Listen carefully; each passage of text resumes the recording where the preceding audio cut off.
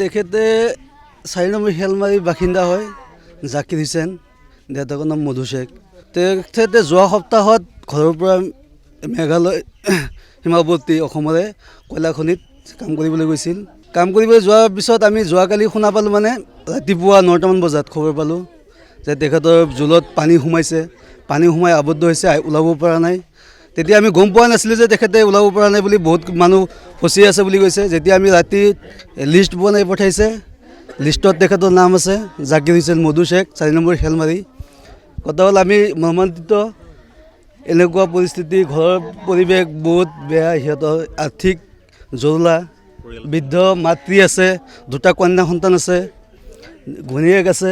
এতিয়া আমি ক'বলৈ ভাষা পোৱা নাই, সিহঁতৰ কান্দোনৰ তলত আমিও মৰ্মাহত হৈ গৈছোঁ। কথা হ'ল সিহঁতক আমি অসম চৰকাৰক এটাই আহ্বান জনাইছোঁ, সিহঁতৰ নশ্বৰ দেশটো ওলাই আনিব লাগে আমি কবস্ত কৰিবৰ কাৰণে। 2টা কন্যা সন্তান কান্দি কান্দি একদম ভাগৰি পৰি আছে তেওঁলোকৰ কাৰণে। আমি স্থানীয় ৰাইজ হিচাপে আমিও বহুত দুখ পাইছোঁ। ইমান এটা দুখীয়া পৰিয়ালৰ কামৰ সূত্ৰে গৈছে, এনেকৈ আবদ্ধ হৈ আছে। আমি অসম চৰকাৰক আহ্বান জনাইছোঁ, হিমন্ত বিশ্ব শৰ্মা ডাঙৰীয়াক তেখেতক ওলাই আনিবৰ কাৰণে যথাযথ ব্যৱস্থা কৰিব লাগে। 4 নং শিয়ালমাৰী গাঁৱৰ জাকিৰ হুছেইন এগৰাকী শ্ৰমিক।